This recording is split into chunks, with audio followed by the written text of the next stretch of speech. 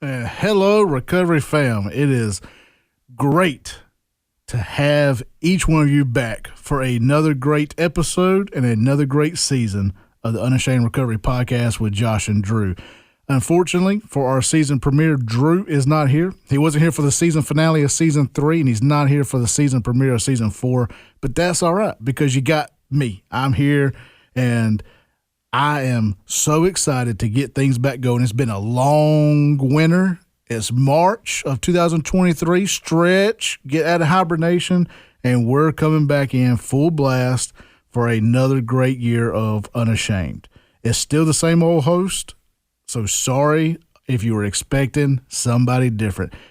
Here in a few minutes, you're going to hear a brand new outro that's been cut. Don't worry, it's still the same show. We just got some different music. But along with everything else, we do have some great new episodes and even better audio as we jumpstart season 4 in high def. We know that the last 2 seasons we have struggled with a few things, and our show's audio was one of them. And we know we lost a lot of listeners because of that. Well, we heard the complaints, and I'm pleased to tell you that thanks to our wonderful partners and our wonderful sponsors, you can now hear the sweetness of mine and Drew's voices in crystal clear, high definition. So this season, we're also going to be dropping that video companion of the podcast that you can find on YouTube, and that's just so we can focus more on the audio. And I think that the listeners are so thankful that they don't have to be able to look at me and Drew, because we just do not have the faces made for TV. We got faces made for radio. And also, to bring you more bang for your buck, this season, you're getting 2 episodes a month. That's right, 2 episodes a month. Gone are the days of 1 episode a month. So starting this season, every other week, we're dropping a new episode. And in between those episodes, we're doing the Recovery Minute. And those are just little short encouragement episodes to get you through to the next episode. So enough of all that chatter. Without further delay, roll that new intro. In 3, 2, 1. The Unashamed Recovery Podcast.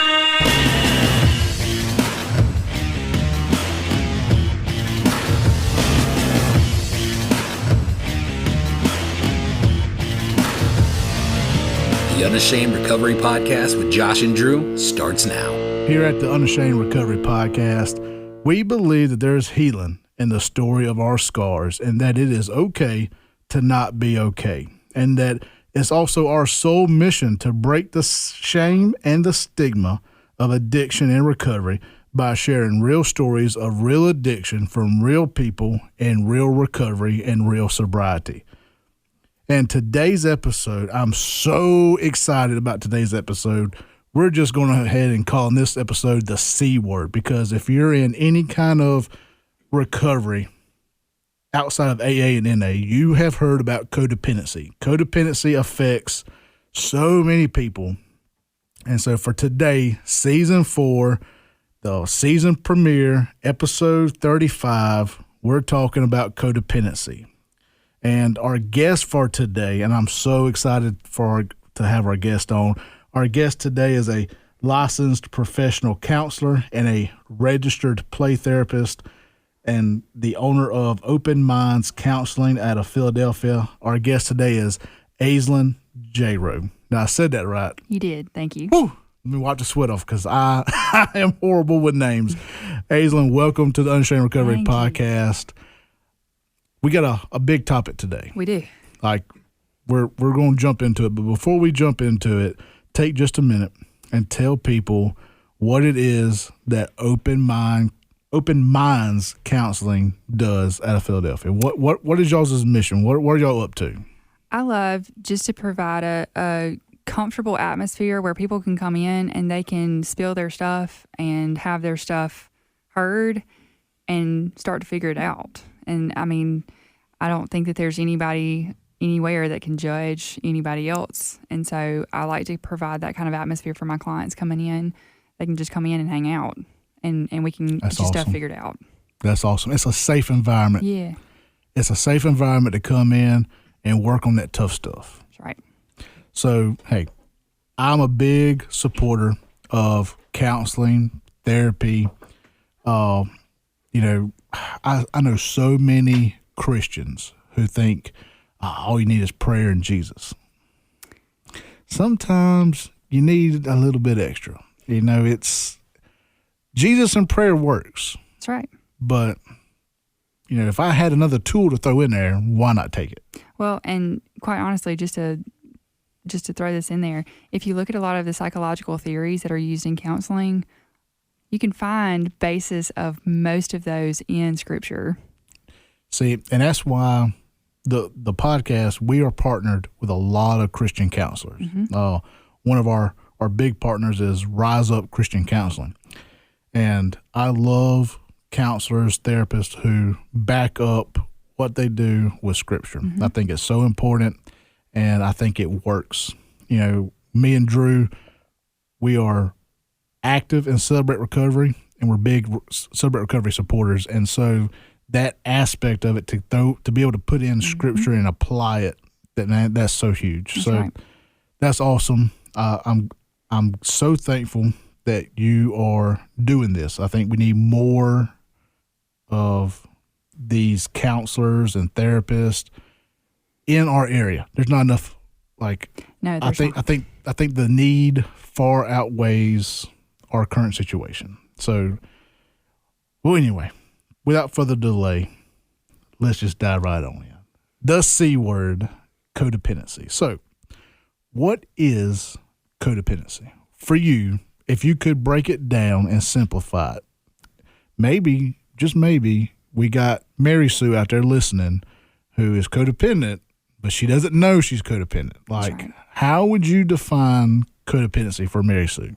Well, I mean, the simplest way that I can think of is when someone else's stuff becomes way, way more important than your stuff.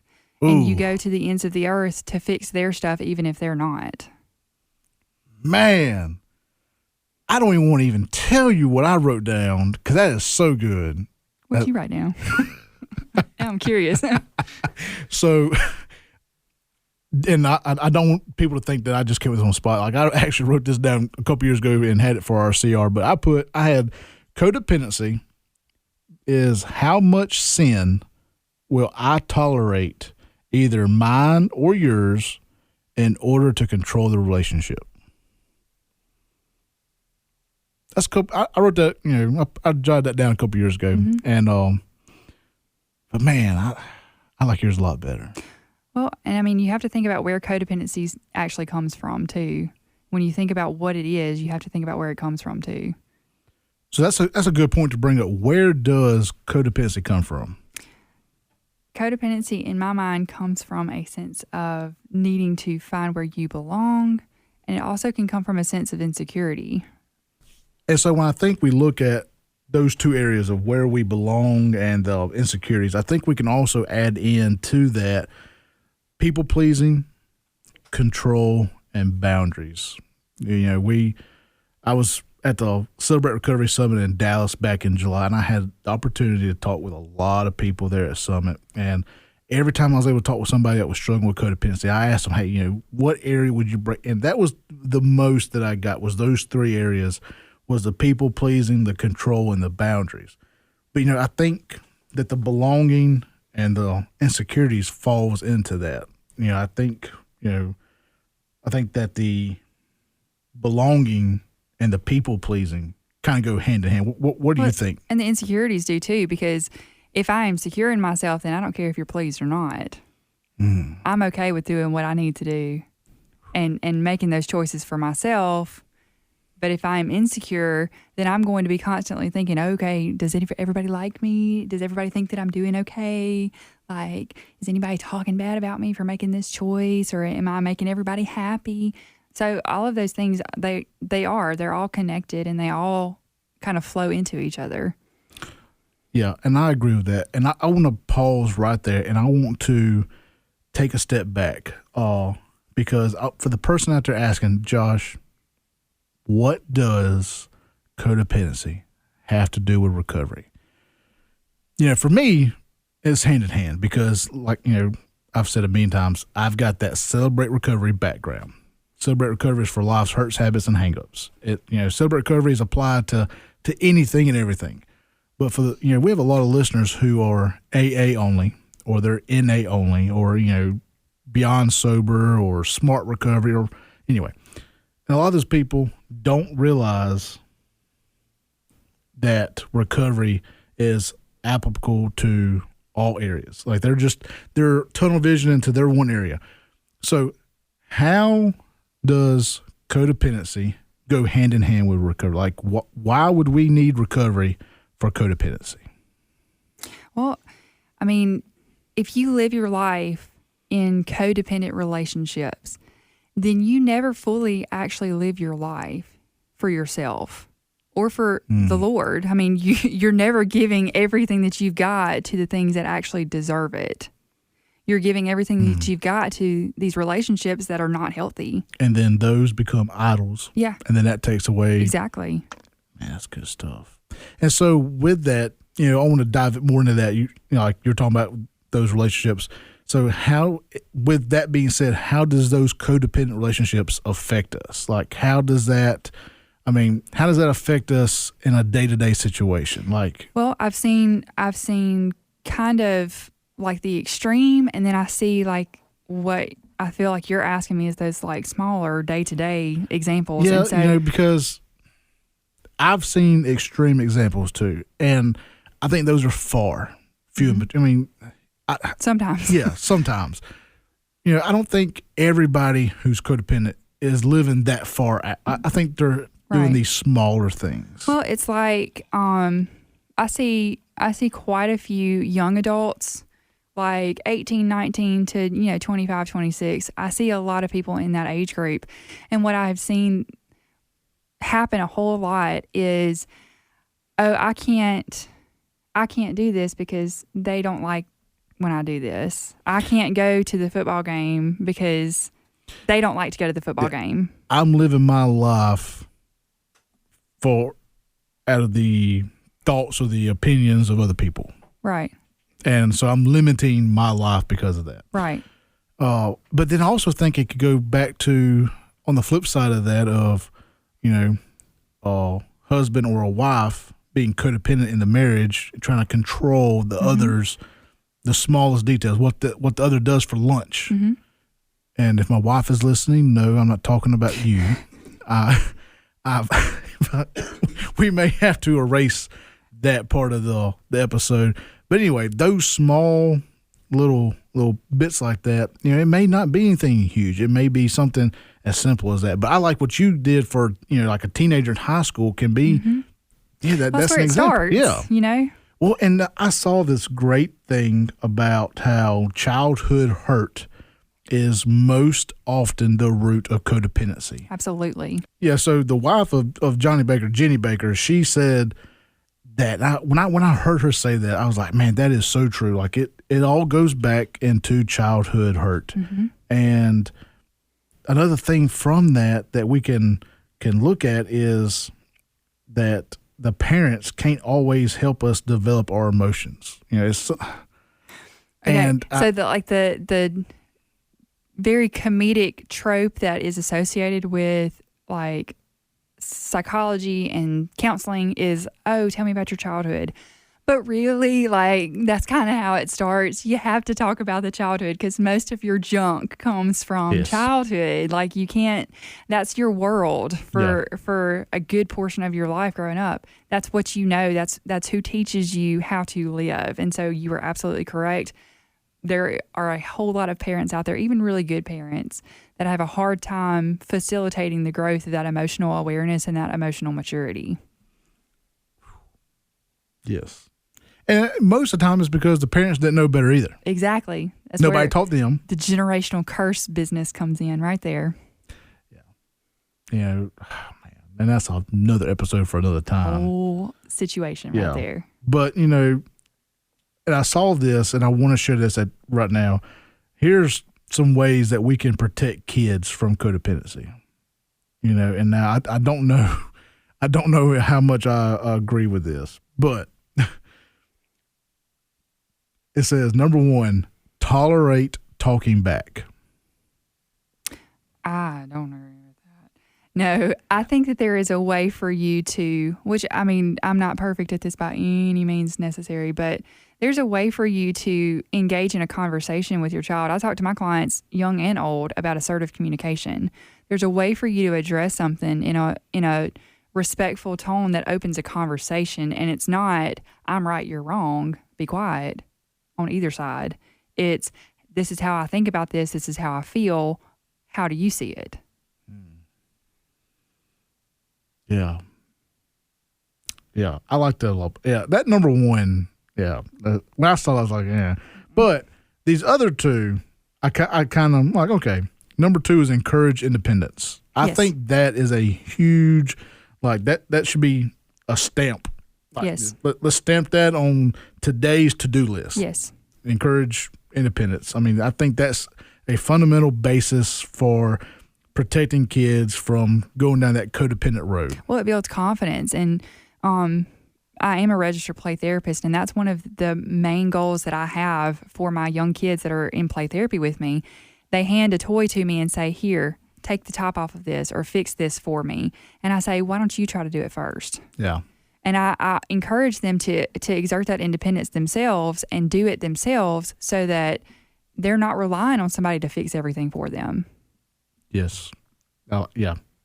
Man, that's my girls, my two daughters, they want to be waited on hand and foot. Mm-hmm. Whew. And so the third way to protect kids is to validate feelings and desires, even when it's inconvenient. Yep. What do you think about that? I think that that's very true, because I know as a mama, I have a very hard time remembering that my child is a child and also a human sometimes. Like, I think she grew horns and became another being at times. Just kidding. She's precious. But no, I mean, I forget a lot of times that she feels the same kind of junk that I do. Like, she has bad days just like I do. And so for me to just shut everything down and be like, no, just be quiet. Yeah. That's not fair, and that's not teaching her anything positive. That's not encouraging her to grow in that independence and understand her own emotional well-being either. And so if we sit down and we have a conversation about it, at least, then she's being heard, and she understands that that's an important thing to pay attention to. Yeah. Yeah, that's good stuff. I put my stamp of approval on that. I agree. Thank you. And just think, everybody, you just got that advice for free. That didn't cost you anything. For free. So, I want to go back, and I want to move out of this with the kids. I want to get back into talking about, how this, with codependency, with the people pleasing and the belonging and the insecurities and control, and getting back to all that. And by the way, I've got a lot of scripture. I kind of cheated. I went into the Untitled Recovery Facebook group, and I kind of asked, hey, everybody, what are some verses that you go to when you're struggling with codependency? And so I've got this big, long list of some great scriptures that people use when dealing with codependency. And I'm going to put that in the show notes. So as you're listening to this, go down into the show notes.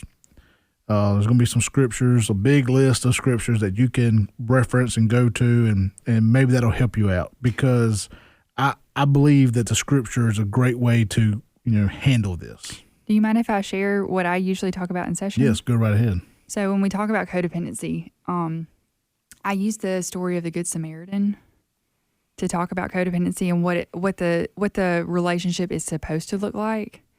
Because the Good Samaritan did exactly what I usually tell people to do. So the religious person passes by and the other person passes by, and this dude is laying in the ditch, right? He's hurt and he's banged up. The Good Samaritan rides by. He sees him. Now, the Good Samaritan does not take him into his home and feed him and clothe him for the next 6 months and takes care of all of his medical bills and, gives him a new job and new clothes and all this stuff. He doesn't do all that. He takes him to the hospital, that version of the hospital, and leaves him, and he says, okay, y'all take care of him. I've got stuff to do. Oh, man. Right? Oh, that's so good. He gave what he could give. He had a little bit of time and he had enough money to pay for his way. Yeah. But he did not have all of the time in the world to open up his life and just take this man in and love him back into health. He did what he could do and still took care of his business. Yeah. So that goes back to a quote that I heard about codependency, and I forgot about it until you said that. So this quote drives home that right there. Codependency is driven by the argument that I will work harder on your problem and your life than you do. Exactly. And this is not love. Exactly. You know, I think that so many times we confuse the commandment to love for the disease to please. Man, that is, I never even thought about the Good Samaritan for that. Man. Well, I mean, Mind blown. that idea of setting appropriate boundaries for yourself, that is all throughout Scripture. I mean, Jesus Christ himself did that. When he went to the Garden of Gethsemane to pray, he said, y'all hang out over here. I need some time by myself. Yeah. Y'all keep watch. Y'all do what you need to do, but I'm going to go over here by myself. I need some alone time. Yep. And then they went to sleep. And then they went to sleep, but that's a whole different situation over there. But that idea of setting appropriate boundaries and holding fast to them. Yeah. Right. And that is one thing that keeps you away from codependency and codependent relationships, is this idea of I'm important, you're important, I'm important. I think with that, we can ask ourselves this question before we say yes to one more decision. Is my motivation in this to truly show love, or am I being led by my need to please with a motivation to be more loved? And I think that goes back to that situation of people pleasing. Right. And I'm trying to force them to love me because I need their love. Well, if you look at the salvation story too, the whole process of salvation, it's not by anything that we've done.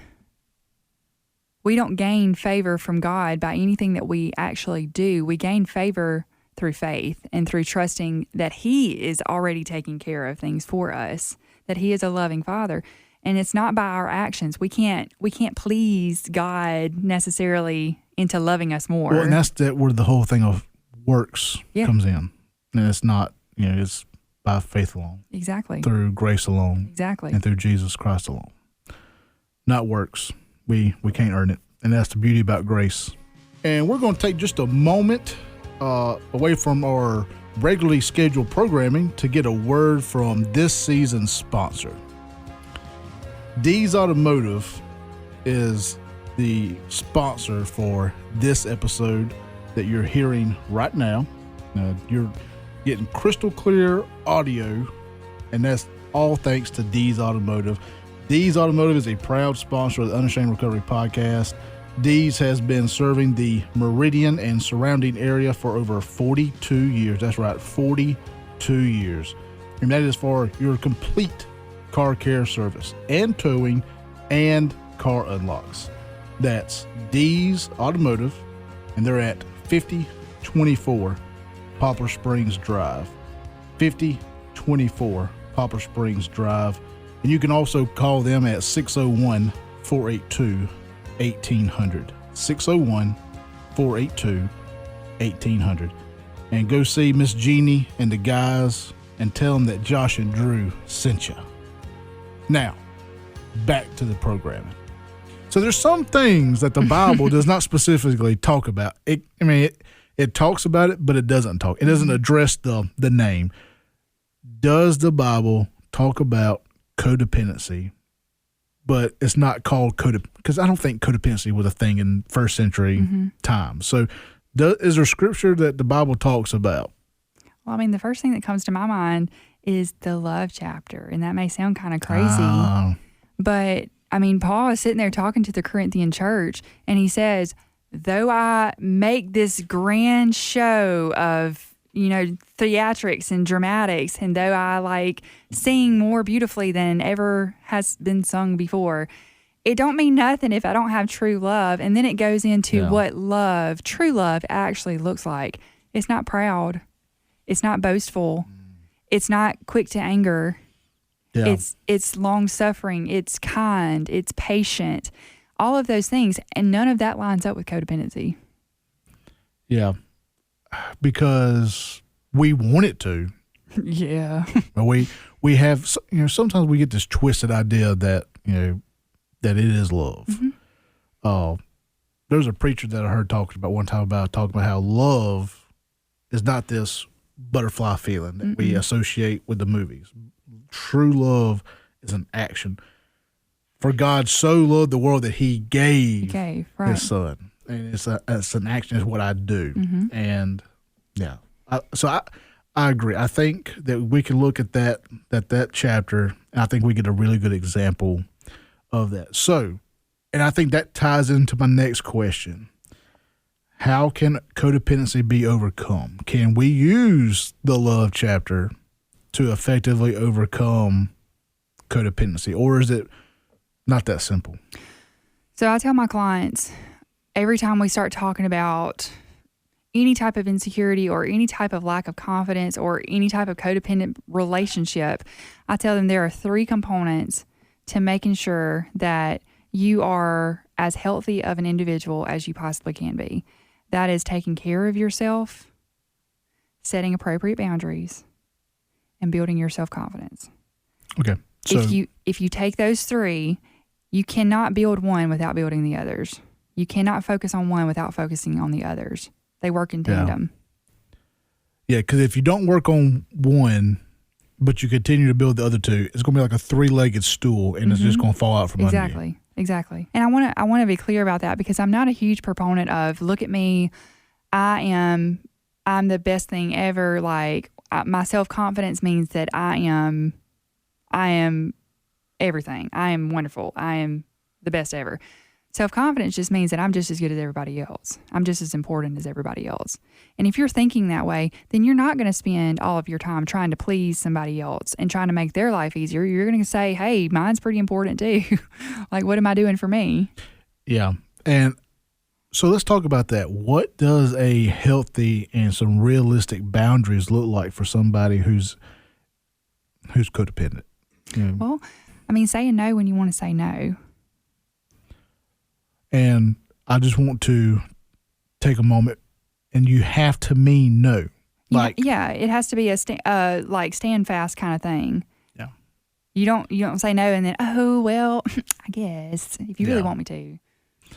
That's I think that's a situation where you've got to firmly mean no. And sometimes it's okay to say no. And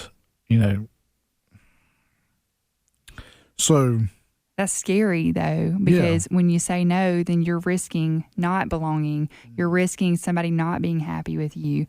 But if they're not happy with you because you say no, then that's not a person you need in your corner anyway. Yeah, because man, I see myself as codependent. Like that, I've been working on that, and I'm sitting there thinking, man, I don't know if like that thought of saying no. That's hard. It is. It is really hard.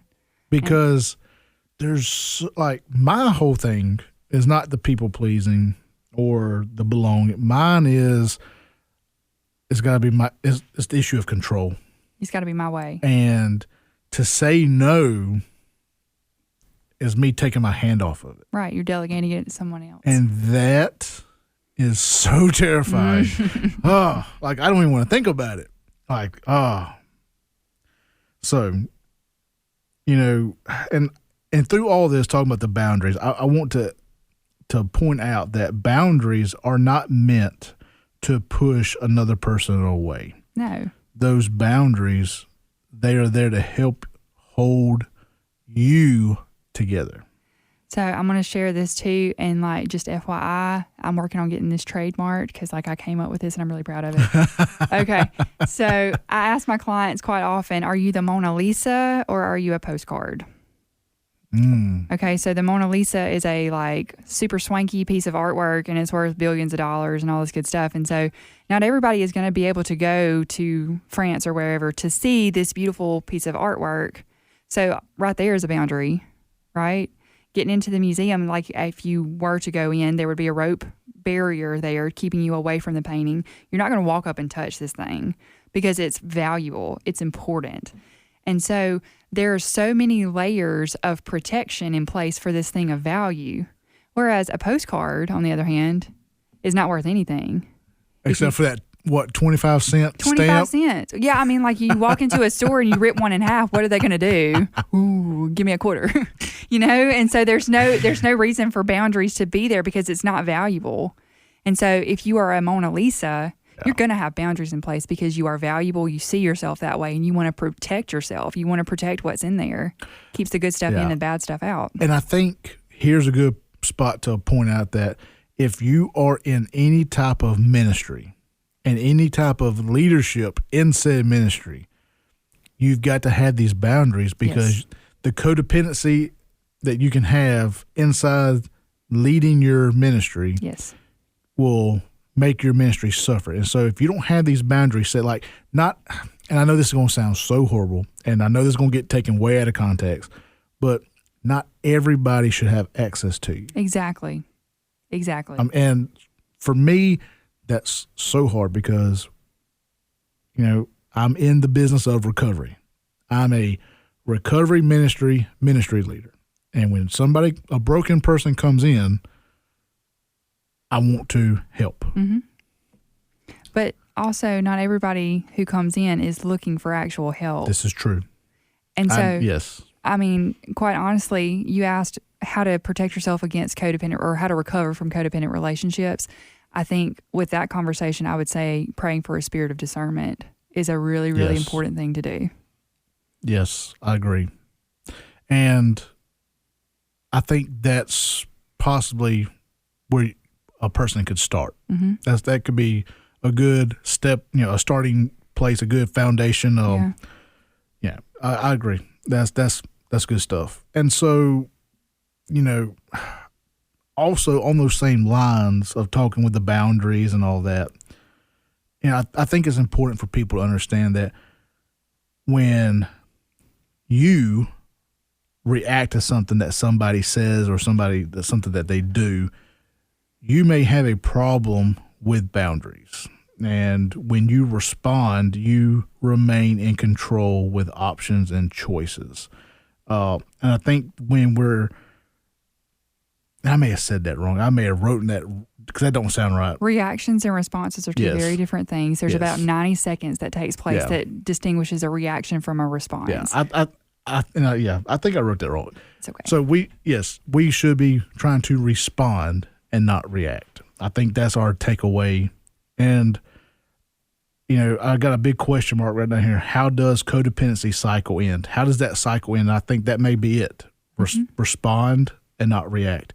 And for everybody out there listening, I think we can take that away for everything, not just codependency. Yeah. Like if you're struggling with an alcohol addiction, respond and don't react when that temptation comes up. If you're struggling with anger, respond, don't react. Well, and I mean, you're talking about control. That's the ultimate control. That's the control that you actually are going to get to have is over your own actions. I mean, like one of my absolute favorite scriptures to use in session is Romans 12:2. And it says, don't be conformed to this world, but be transformed by the renewing of not your heart, not your soul, mind. But your mind. And that's exactly what CBT, cognitive behavioral therapy, says. If I can control my thoughts, then my emotions will follow and therefore my actions will follow.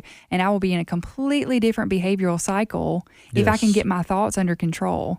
And so if we can take those thoughts about whatever situation is happening in front of us and we can manage those thoughts, then our response to those actions that are being brought against us or in front of us is going to be completely different, right?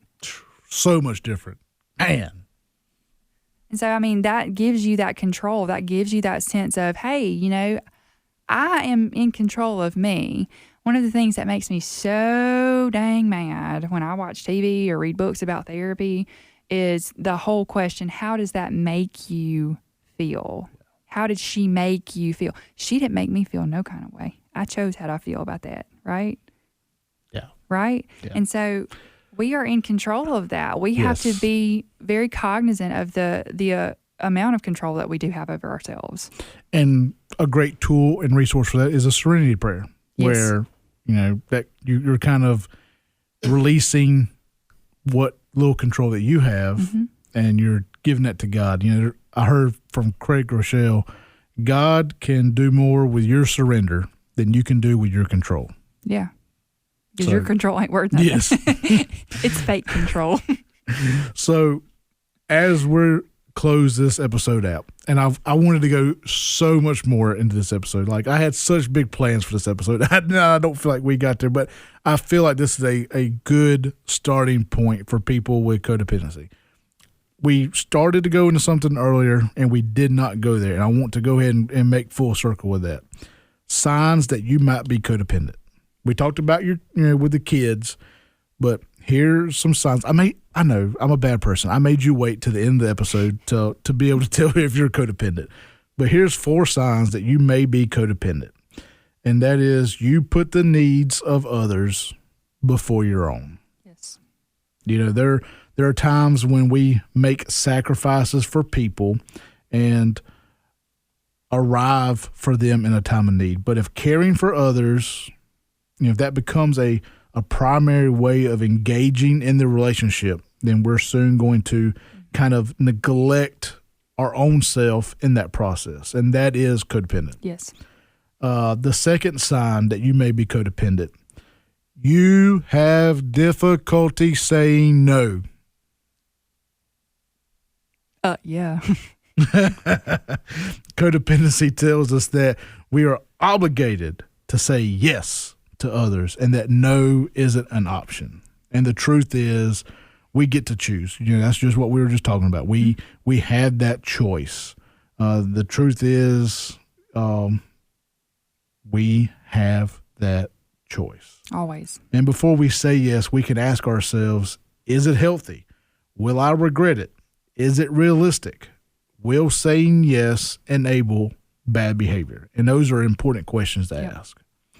The third sign that you may be codependent is obsessing over other people's problems or behavior. It's funny because codependency can drive us to devote a lot of time into focusing on problems and behaviors of others. Like, I'll tell you, this is one of those extreme versions that we were talking about. I knew a lady, her husband was actually an addict, and he was in active addiction at that time, and she had an office job, and she would sit with one of her computer screens up with Life 360, with their bank account information on her computer screen, and she would set her phone up in between her computers with Life 360, and she would watch every move that he made all throughout the day. Was she working? Maybe a little bit, but not very much, because we were too worried about what was going on. And now, in sitting there and watching that happen, was that stopping anything? Was that keeping anything from happening? No, not at all. Yeah, that was... She felt like it was, though. Yeah. And, I think that's the thing. I think the truth on that is we cannot fix or change others. Right. We can't do it. As we move into healing of codependency, we discover that we are responsible to others, not for them. Right. And so then the fourth, is that 4? Yeah. The fourth sign and the last sign that you may be codependent is a one-sided relationship. Many people struggling with codependency hold the false belief that if you don't need me, you'll leave me. Mm-hmm. And so a lot of people will find themselves in that one-sided relationship with people who become projects that they must fix. And in the end, those same people ultimately take more than they give. Yes. And in recovery from codependency, we learn to practice mutual vulnerability, giving and receiving in reciprocal relationships. Yep. That's where those boundaries come in place right there, too. Yes. Boundaries. Mm-hmm. And so, closing out, I just gave you 4 signs that you may be codependent. And now I'm about to give you 10 tasks of codependency recovery.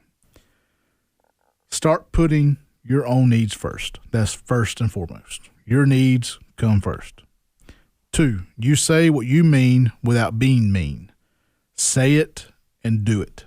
Number 3, you can admit that you don't know it all. That's okay. Nobody does. Nobody knows everything. Number 4, you don't have to give advice. Just listen. Your input is not needed on every conversation. Number 5, you know how to stay on your side of the street. Whew. That's that control. Mm-hmm. Number 6, you don't always have to say yes. That goes back to that, it's okay to say no. The next one is you can ask for what you need. And I think that's something that I struggle with. I hate asking for something that I need or asking for help. Number 8, you're not obsessing on what's not in your control. Stop obsessing what you cannot control. Number 9, I just misread that one. Number 9 task that you need to do in codependent recovery is stop caring of what other people think. Like, stop doing it. Like, today. It's a whole lot easier said than done. Yes, it is. But I think true freedom. Yeah. Oh, absolutely. I think that right there is the gatekeeper for true freedom. Well, and if you consider how much people actually are thinking of you as compared to how much you think they are thinking of you, yes, it's very, very, very different. Yeah. It's drastically different. Here's one that I have road rage. I hate when somebody cuts me off in traffic. Mm-hmm. And I'm like, that person just cut me off. Truth is, that person probably didn't even see me. Right. That person probably has they're probably going to the emergency room. Unless it was me, and then I probably did mean to. I'm just kidding. But anyway, so many times we get into our head and we put ourselves and anyway. And then the number 10 task of codependent recovery is let go of what other people are doing. Yes, because it has nothing to do with you. Yes. Quit taking everything personally. Yes. Yes. We can apply recovery to codependency just like we can other hurts, habits, and hangups. And this example is brought to you by a great friend of the podcast. That is Richard Tatum out of Arkansas. Think of recovery as a 3-legged stool. Leg 1 is the grace of God. Leg 2 is the will of the individual. And then leg 3 is the support of people around the individual. You remove any one leg and you have a 2-legged stool that is just going to not hold you up. Yep. So, with that being said, man, that's a great way to end up the episode. I feel like, there was so much more I wanted to say, but I feel like that's a great way to end the show. Guys, thank you for tuning in to this season premiere of Unashamed Recovery podcast. Aislin, do you have a contact that people maybe want to reach out? Maybe they want to get some help at Open Minds, or maybe they want to ask, get some questions answered. Maybe they want to dig more into that Christian counseling, or maybe we have a lot of friends that do these recovery podcasts. Maybe they want to get you on their podcast to talk. Yeah. What's a great email for somebody to get in contact with you? Email is going to be my first name, Aislin.Jayroe@openmindscouncil.com. Quite honestly, the easiest way to get in touch with me is to go to our Facebook page, which is Open Minds Counseling, and to just hit the contact me button there. Awesome. Phone number, address, everything is listed on that Facebook page. And we will link all that in the show notes. So if you're listening, the scriptures to help you with codependency will be in the show notes. And then all of Open Minds contact information, it will be in the show notes as well. Well, once again, thanks for coming by. I've really, really enjoyed it. I hope you, the listeners, have gotten something out of this. I hope this has really helped somebody out there identify a part of their life that's holding them back. And I hope that you take these steps and start walking in freedom today. And as always, guys, you can reach out to the podcast at any time at unashamedpodcast@yahoo.com. That's unashamedpodcast@yahoo.com. And this year, we want to encourage you this season, we want to encourage you to follow us on Facebook, get involved with our Facebook group. There's a huge recovery community in that group, sharing a lot of hope and a lot of encouragement. Get plugged in and connect, and we will meet you there. And as always, guys, we love y'all and continue to be unashamed.